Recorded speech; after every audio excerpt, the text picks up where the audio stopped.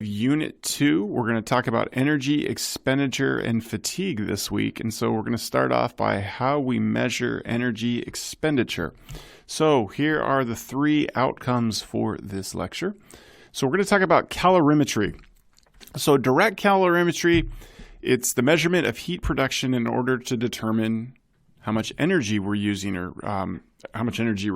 So we take the amount of food, how much oxygen we use, take into account work and heat, and then we measure that, and specifically the heat. And that is really, really difficult to accurately measure. It's kind of one of those things that chemists especially are trying to figure out how to do as accurately as possible, but it's not, as I understand it, not possible to directly measure all of the heat that is produced with chemical reactions or with, somebody doing physical activity, anything like that.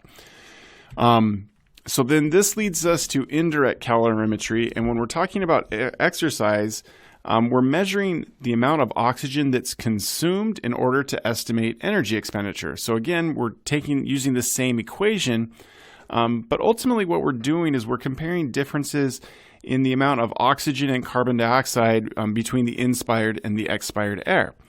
Okay, so this is an estimate. You got to remember estimate. All right, so the way that this works is we have to calculate VO2. And so we get this fancy looking equation. It's not that complicated. So we've got VI times FiO2 minus VE times FeO2. So what the heck does all this mean? Well, V stands for ventilation, I stands for inspired, E stands for expired, and then the F stands for fraction. And so what we're doing is we're taking the volume of inspired air times the percentage or the fraction of inspired oxygen, and then we're subtracting that from how much air we're breathing out and the percentage time that's been multiplied by the percentage of oxygen in that air. Okay, the nice thing is that VI and VE should equal each other, so it's not that big of a deal. And VCO2 is the exact same thing. The only difference is that we go expired minus inspired, whereas with oxygen we go inspired minus expired. And the reason we do that is that we have a higher percentage of oxygen in our inspired air compared to the expired, but we have a higher percentage of CO2 in our expired air compared to our inspired air. So now we get to do some math, and there's some math in this unit and this week, and I know that makes a lot of you not happy, but it is what it is, and I try and keep this as simple as possible. Okay, so we're going to do a treadmill test, and you're the one doing the treadmill test. Apparently, I'm the one doing the math. So you're inhaling, exhaling 100 liters of air per minute.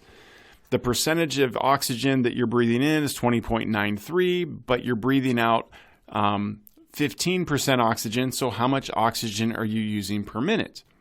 And so we go back to this equation, and we go 100 liters times 0.2093 minus 100 liters times 0.15, and what we get is 5.93 liters of oxygen per minute.